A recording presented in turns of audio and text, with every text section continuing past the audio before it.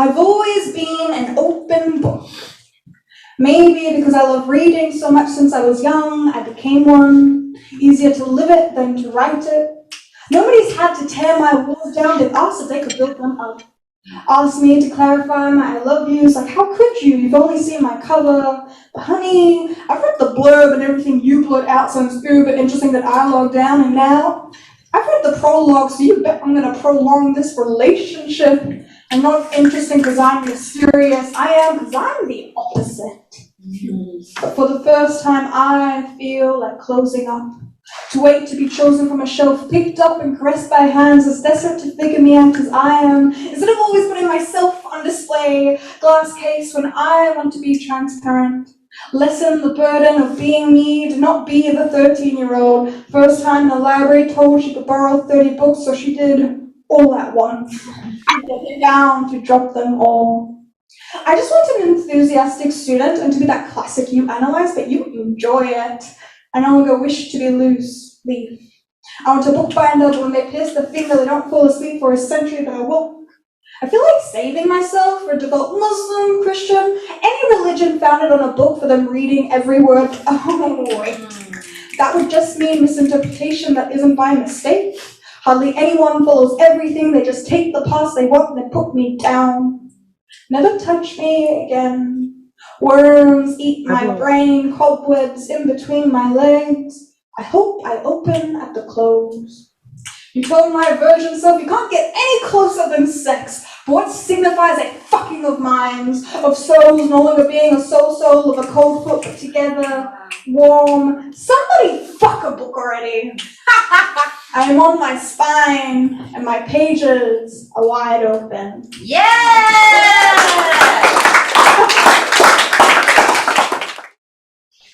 Fireworks crack, snap, crackle, pop, swap, cackle, prop.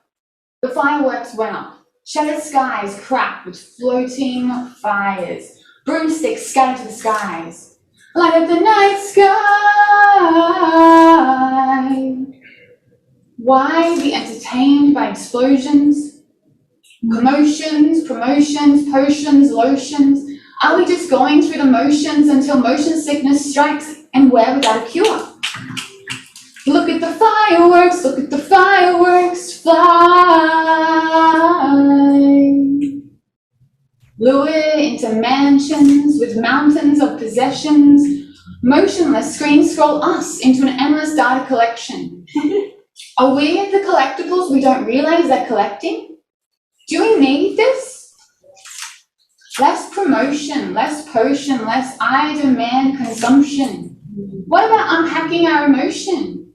Unboarding boredom and our emotional attachment to dopamine hits that are just as smooth smoke lingering after fireworks. Teenagers are buying flavoured e-cigarettes and trying to sell them at school. Ignorant to addiction, ignoring that they're underage. We are powerless, unless we remember stars differ from star in splendour. Swipe, crop, stop. Lumos, show us what we forgot. And credit to Blackout lyrics from In the Heights by Memorial and Miranda.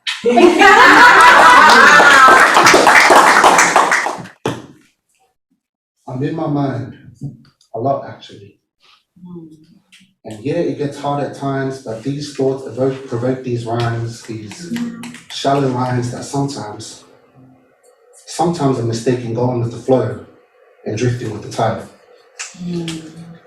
A little too often I find myself in the deep, struggling to find my feet, struggling to find where shore meets sea. You see, I never really learned how to swim, but I've always had an affinity with the ocean. The largest of her kind, inheriting the birthplace of my ancestors, the meeting point of where the rivers from my eyes gather, the home of my tired horizon. And as my head sets at dawn, my conscience is drawn to whether she console me or consume me. Her waters dancing on my skin, washing away my tears and blocking my senses from everything.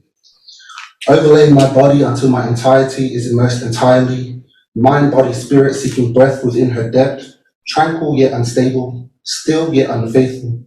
Whether willfully or not, I am swallowed whole. But I was created to do it. Yeah!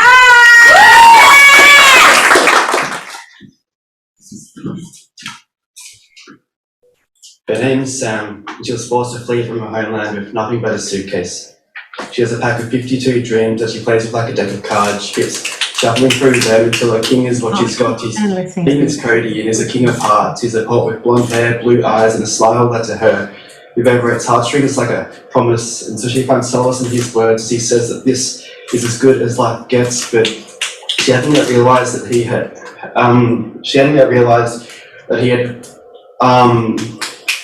You can go small. You got it. Okay. She hadn't yet realised that he had already lost his own stack of kings and queens, and at that point she still hadn't yet learned she shouldn't trust someone who has forgotten what their dream is. But she's learning all that out now. She's figuring it all out. And now on her own, she's counting down how many holes in her heart she can live with. And she's learning to sing in harmony to the symphony of her soul in languages that don't exist yet. Before she reshuffled her deck, she said to her King of Hearts that refugees don't actually exist, that the word refugee is owned by the global elite just to help them with their statistics. But she's not getting any money or help from anyone, and so she's not a refugee to any of them. But she can no longer call herself a citizen, and so now she is now no one. She's learning that heaven's broken, that even never existed, has since fallen apart, or is now run by the same people who already run this world. Because this world doesn't like her. She knows that for sure now. She was forced out of Nicaragua, illegal in Spain. Australia refused to meet her, only Egypt let her stay. Her dream still dreams of her there. Her dream always has space for her and holds her tight. It told her that belonging doesn't come from a king, it comes from a feeling deep down inside. And so now she sends photos of herself with a dream she stole to her family back home. And that she knows now that story, that those photos are a lie. She just wants her family back home to think that she's doing all right. A coronode to Western Sydney. Welcome to the home of people from other backgrounds. You hear the slapping of laughs, cackling of laughs, cracking of sunflower seeds by crackling fire. Saturdays and Sundays smell like barbecue and double apple argile. Smoke that wafts and tunes and dances to the tune of a doble. Wedding drummers and burnouts, backfires and fireworks when the doggies win and sometimes when they lose. Or it was. It became faces notorious and vilified in media. Faces plastered against headlines of COVID epicenter where some people only had their faith and others had their faith tested. Those who braved the daily stroll encountered hourly patrol and air pole, circling overhead till 2 a.m, 3 months of roaming the streets in silence, predator stalking prey with sirens, police exploiting unprecedented powers, deployed military force without a second thought for migrant trauma. See, we are ropeable because Ulisur and use of ineffective curfews curved a few LGAs, hooked the left at Epping down Blacktown Way. Areas of concern that were never part of lands abounds in nature's gifts, no harbour views, but you harbour fugitives if family visits. The smallest infringement became incriminating by one of our own, Dr. Kerry. I thought you were from country. Where's the line? You can't legislate against stupidity, arrogance, and entitlement. Thank you. I concur, Mr. Biohazard. You look like the kind of person who licks their finger while turning the paper. In ink of privilege drew a dividing line with the latte line to split the sea, kept the beach, became a tale of two Sydneys, the West and the East Enders, lockdown versus 3-day benders, ostentatious pride and prejudice, the West, where all of us thought this is democracy manifest. I want to start a fight with Father Time. That big guy fancies himself a rapper and tries to make everything rhyme with patterns and pretenses. He buries the present and the future in the past. He thinks he can pull a fast one on us, gets the last laugh when we notice it a moment too late. He builds up great civilizations and tears them down in seconds. He like the ancient Greeks named democracies and tyrannies, and now modern societies can't decide which one they want to be. These are the superficial reasons I hate Father Time, that king of the chronological. It's actually a bit more personal. First of all, He keeps stealing from me. He's a pickpocket with sticky fingers for the youth that I have been clinging on to. He steals it when I'm not paying attention until my mirror mentions that I do not look how I did but how I do. In truth, he steals the people that I knew, makes them disappear for years. When the vanishing act is over, I pop a smoke to show a new dress, new skin, and eyes that are no longer an eclipse but an abyss. He steals the laughter from my grandfather's lips. He steals my memories, lifts them from my head like silvery spider silk, but they're the grey hairs he is giving me day by day like clockwork. I want to start a war with Father Time, but I know I cannot beat him, so I'm changing the paradigm. He might win the game, but I will play it so that he hates it. I'll burn down a museum just so I can watch the years go up in smoke, incense the skies with the centuries that I have been denied. I'll recycle my energy, plant seeds that will grow into trees that will feed on me when I'm buried in their dirt. I will run to make my life longer. I will run because life is short. I'll read until my eyes sleep. I will write until my heart bleeds, because there are some scars that we can leave that time cannot keep. I will march my footprints in the sand. While he works to erase them, I will hold my love in my hands, and we'll watch one more sunset till Father Time and I fight again.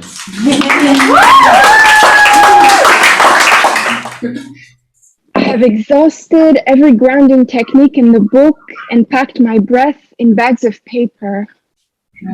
I've named 5 things I can see, 4 things I can feel till I ran out of numbers. Made my DSM-5 like the word of God and read it cover to cover.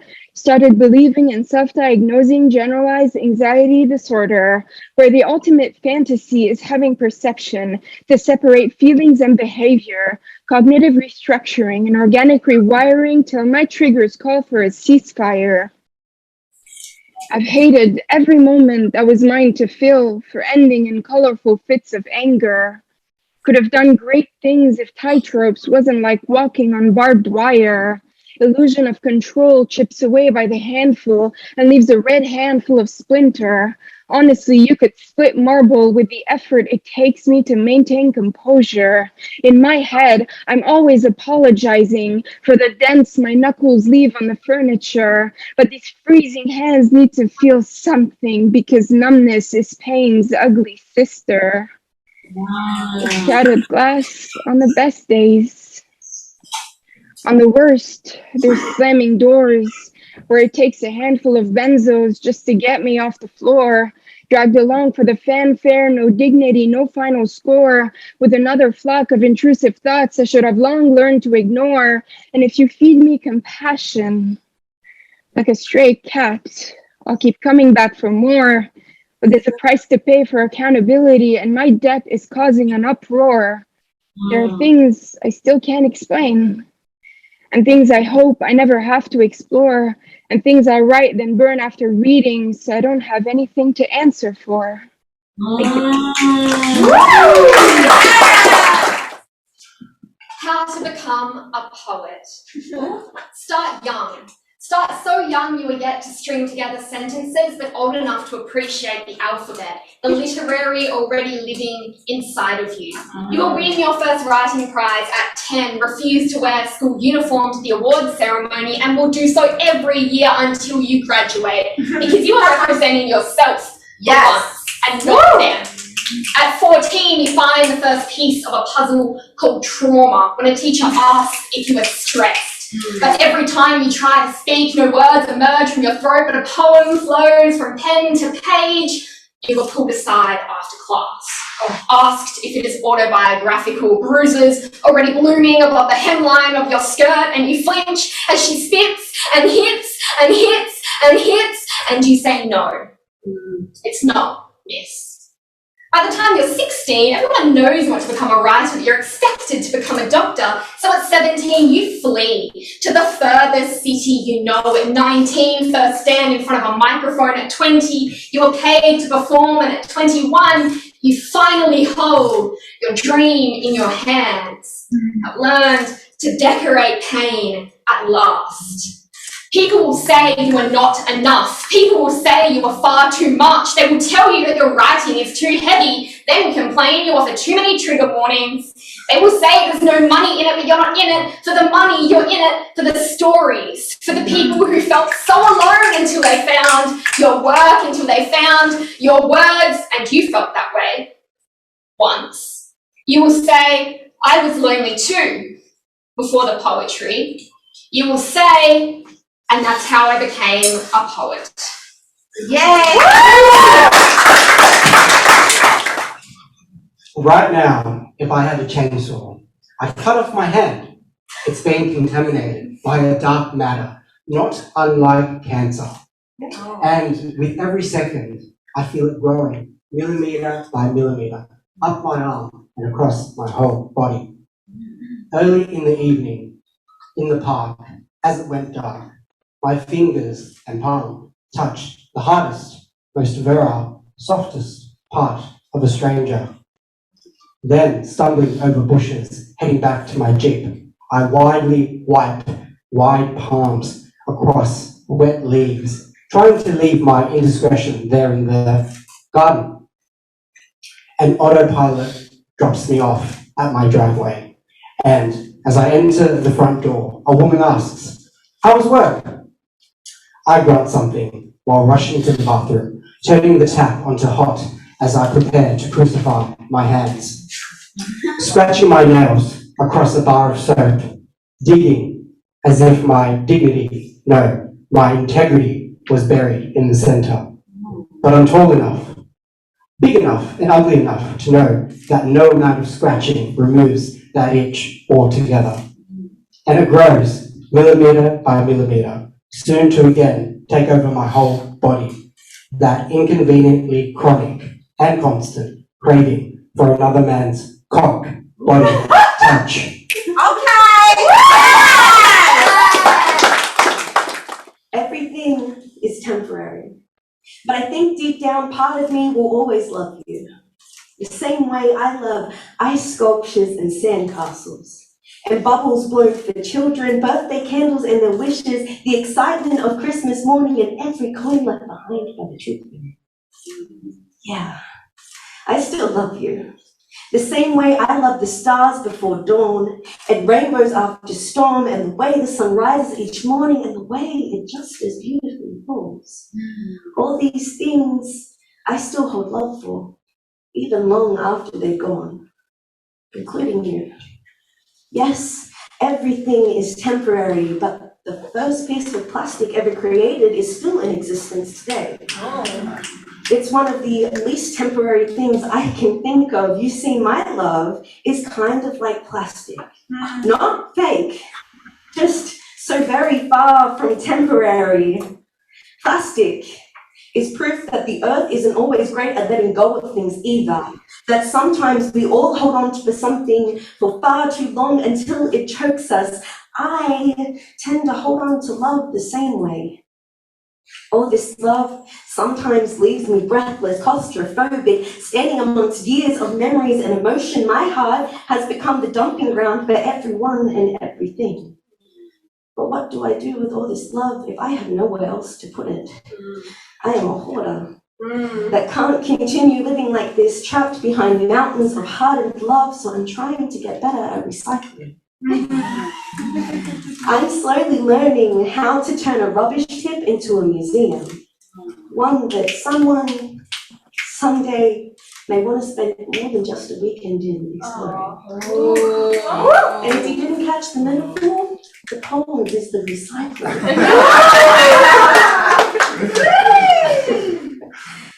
So like I said, I fell in love for the first time a couple of months, for the first time. I wrote a lot of poems about it. This is probably going to be the longest piece, and it's called First Love. Isn't it crazy that someone can break your heart so responsibly you couldn't possibly be mad at them for it? In typical fashion, I did not recognize love the first time. They were nothing like I had imagined them to be, and by that I mean they looked nothing like Harry Styles. I mean, their hair wasn't this perfect mess of brown curls that would leave me in awe. It was black and stubbornly straight. Like no amount of sea salt coloring spray could convince it to be any other way. Believe me, we tried. I mean, their eyes were a shade of spring green, but brown and seemingly ordinary, until I finally worked up the nerve to meet their gaze, and I saw the warmth. Not warm like coffee and on the day off from work type of warm. Good evening, all. Not like coffee in your favorite mug in the morning on your day off from work type of warm, more like if you stare at the fallen leaves on autumn for long enough, you'll start to feel the smoldering remnants of summer. You know, some real poetic bullshit. I mean, they were not 6 feet tall. They matched me in height and I was taller than them when I wore my boots, yet somehow they found a way to make me only think highly of them. I mean, their accent wasn't anything close to a beautiful, rich tone of British English. It's technically their second language, but only the tiniest hint of an accent would let them through. Still, I don't think I could forget the way the word family rolled off their tongue and dripped into my smile. I mean, never did they greet me with a hey angel. Instead, I was handed an imaginary tiara every time they answered the phone with a hey princess. And after a while, I caught myself thinking, maybe, just maybe, if I play this right, I'll make my way across the board and be promoted to queen. They won more games of chess against me than I'd like to admit.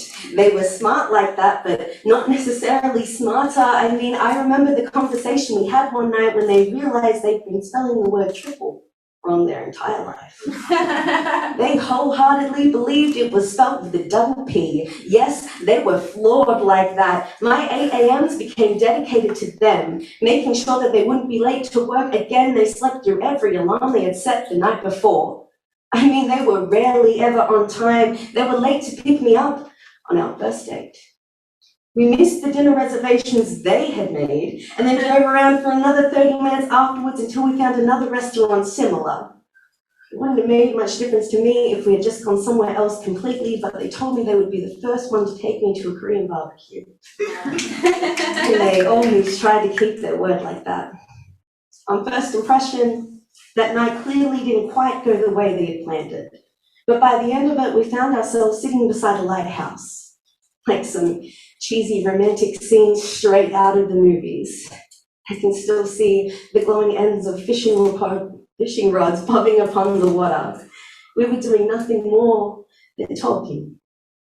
It is the first good date I have ever been on. From the start, they were proof to me that when life brings something good to us, it will not always be on time, nor what we expected or planned for. I will always try to appreciate and remember as much of it as I can, because most things don't last forever, no matter how good they may be. When they broke up with me in July, I was not angry. I mean, I physically couldn't be. They somehow made that moment of emotional tragedy still one of the greatest things I'll probably ever experience in this lifetime. They were just good like that.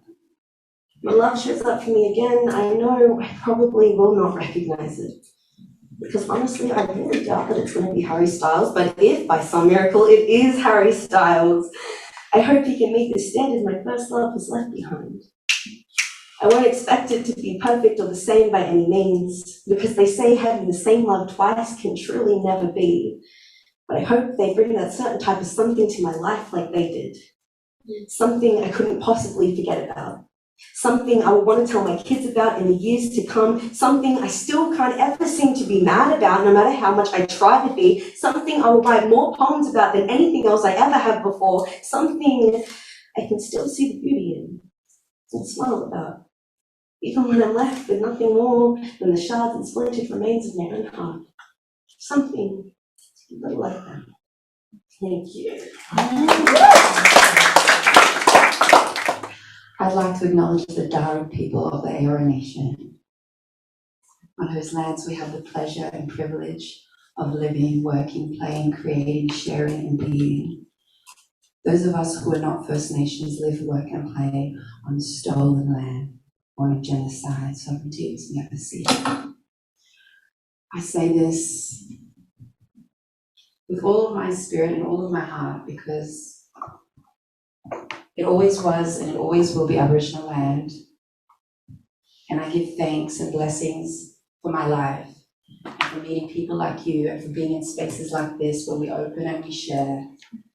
I have an event called Revolution Renegade, and I love it because this is the revolution: honesty, truth, opening. I'd like to give a trigger warning for childhood trauma, for abuse. I got some heavy shit to say, baby. I'm a black woman, I'm a proud black woman. I'm not a slam poet. I'm a messenger, I'm a storyteller, I'm a truth seeker. And we are gathered here to witness the holy sanctuary of art. Invite your fears, tell them come, but sit quiet in the dark. Watch as love reminds us who we are. We offer up our broken parts like fireflies that connected at the spark. Our bodies, each other's beacons, no judgments, we only listen. Heal places only a voice can reach in. Like the spot 2 ribs below my heart, I hold days Dad left us hungry while he feasted another woman's parts. Space my hips, join my thighs, unlock secrets kept alive with lies. If you can, hold me with your voice's hands. I want to lie in the palm of your truth. I'll tell you stories my heart won't let me forget. We offer each other gifts of lessons, free our bodies of shame and regret.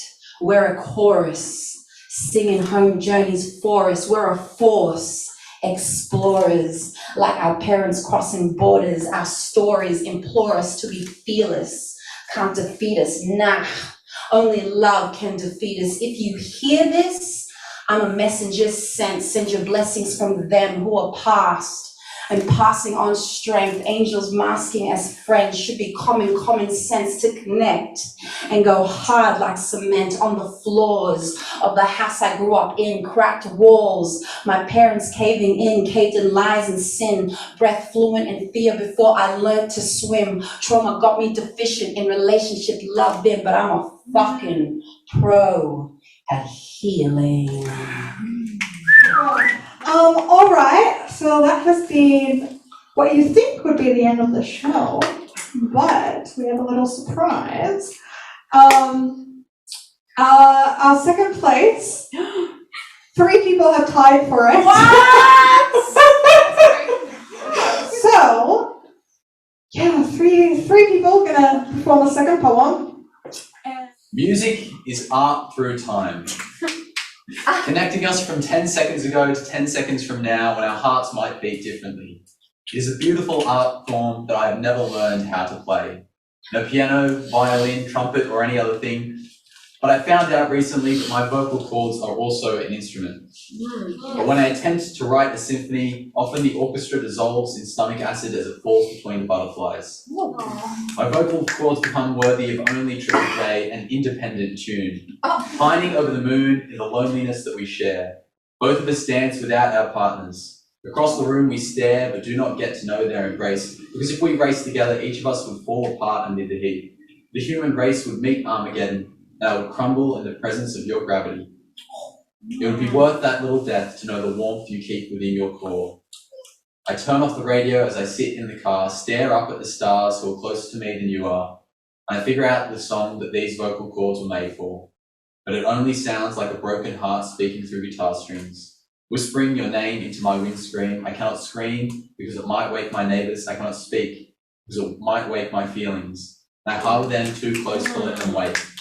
So for the sake of my soul, I write small pieces of music, the only instrument I have learned how to play, the one that rests in my throat, that you do not get to hear on your radio waves. What's in her name? Letters. Mine? Ali.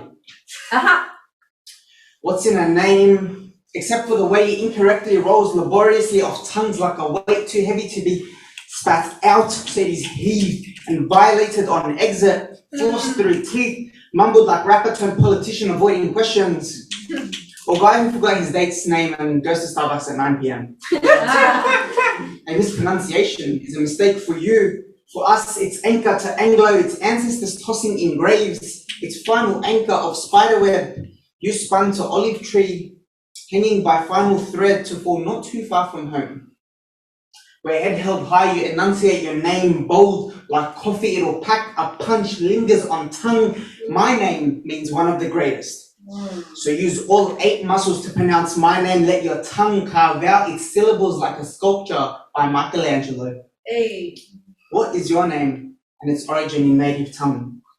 In Arabic, lisan is tongue, fam is mouth. So listen, fam, our names have been bleached and silenced for way too long. We've slouched too far forward to repeat ourselves, trying to live up to a name that carries so much significance, that carries expectations of parents' resilience until it starts to give way to a name that will not. I no longer carry the weight of the world on my shoulders. I look up to the heavens, holding the sky like Atlas on my vertebrae, charmed like an Arab Adonis, and I don this name, won't put it to shame. Ali means lion of God, and I won't be tamed. Roaring voice and majestic mane, king of the jungle, and I stake my claim. Yes. Long black form. Alan? Bruh. I have always been a girl of hard edges, but I was taught that women are supposed to be soft. All curves and no corners, since a sharp left might suggest its sentience. I was taught to disguise my words. I was supposed to learn the synonyms for the patriarchy and disguise them with radical feminism of the rhetorical kind, since suffering in silence is only better when there are others to suffer with. And maybe that's the source of the term suffragette. See, women, we beget our suffering together. For research purposes, I do a few quick Google searches, and the dictionary definitions I find could only be more phallic if entries came with drawings, and these featured dicks. Starting with the noun, soft, a property, comforting and plump like an early harvest. Next, the adverb, softly, a manner in which to speak or act, or rather, the manners required to neither speak nor act, to be seen and never heard.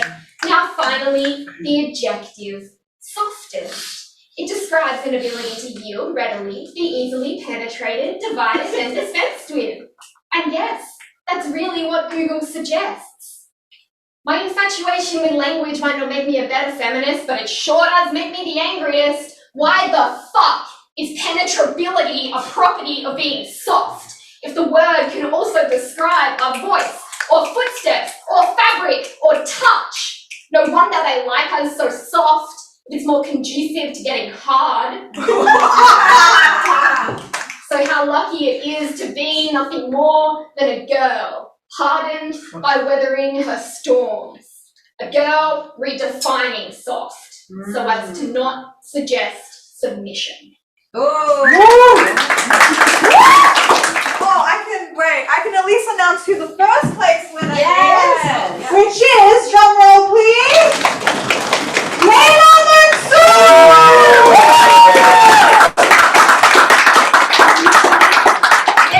Thank you. And as my quick mind math predicted, our second place winner is